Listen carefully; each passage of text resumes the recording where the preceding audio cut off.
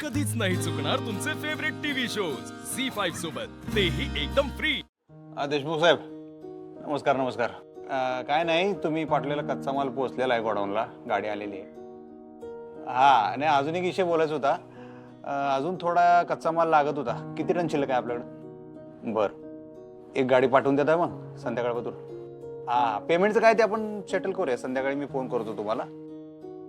Thank you thank you, चालतंय, thank you. झालेलं आहे काम. येईल गाडी. एवढं मालाचं तुम्ही सॉर्टिंग करून घ्या आणि काम झाल्यावर सांगत जावा रे बाबल्या. कशाला शिवाय खाता? मग फुकटचं बोलणं खाल्लास. काम झालं की सांगायचं, घाबरायचं कशाला? जी सरकार.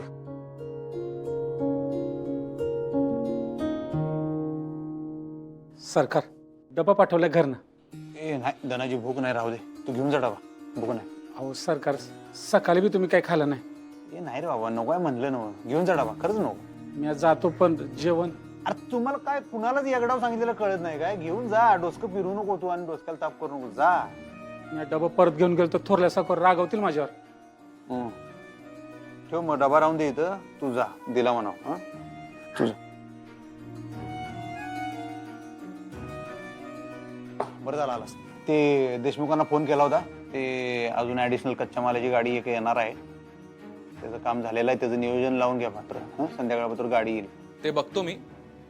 तू वहिनींना आधी फोन लाव. काय असं का करायलायस मर्दा? मला आधी म्हणत होतंस कामात तुझं लक्ष नाही. आता मी कामात लक्ष घालायला लागलोय तर वहिनींना फोन कर, वहिनींना फोन कर. गप बस. इथली कामं मार्गी लावायला मी आहे, पण तुझं आयुष्य तुलाच मार्गी लावावं लागेल. गप बस की. तुला हिब्रूच सांगू काय? तुला जर हेच बोलायचं असेल ना तर मला तुझ्या संग बोलायचं नाही. तू जा. जोवर तू माझं ऐकत नाहीस ना, तोवर मी हा विषय सोडणार नाहीये. काय ऐकू तुझं? तू मगापासून एकच टुमणं लावलाय. फोन कर फोन कर फोन कर फोन कर म्हणून. कान किटलं माझं. आता फोन बिन सोड, माझ्यासोबत चल कुणीकडं? वहिनींना भेटायला. काय तर बोल नको. गप बस. हे बघ, फोनवर बोलणं होत नाहीये. तुम्ही दोघं बाहेर भेटा कुठेतरी. एकमेकांशी मोकळेपणाने बोला रे. सॉर्ट करा सगळं, म्हणजे सगळं क्लिअर होईल. काय क्लिअर? काय काय करायचं काय? आणि आपणच सगळं ठरवायचं होय? म्हणजे आपण त्यासनी भेटायची इच्छाच नसेल तर आपण कशाला जबरदस्ती भेटायला जायचं? आपण एकदा प्रयत्न केला होता, त्यानंतर त्यांचा काय फोन नाही, मेसेज नाही, याचा अर्थ त्यांची भेटायची इच्छा नाही. मग आपण कशाला डायरेक्ट जाऊन भेटायचं उगाच? भेटला नाहीस ना तर गोष्टी अजून चिघळतील. ऐक माझं, आपण भेटूया वहिनींना.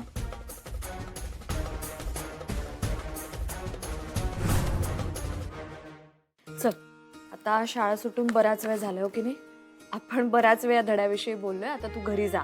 धनाजी काका काळजी करत असतील. हा, आणि हे बघ, आपण जे काही डिस्कस केलंय त्याची छान रिव्हिजन कर. हो मॅडम. आणि काही अडलं तर मला फोन कर. मी फोनवर समजावून सांगेन. चालेल मॅडम. विज्ञान प्रदर्शनाचं प्रोजेक्ट तयार करत होतो ना, म्हणून तुमच्या तासाला बसता नाही आलं. म्हणून आत्ता समजून घेतलं. तुमचा तास कधीच मिस करावा असं वाटत नाही. खूप छान समजावून सांगता तुम्ही. झी5 ॲप डाउनलोड करा आणि पहा सर्व एपिसोड्स एकदम फ्री.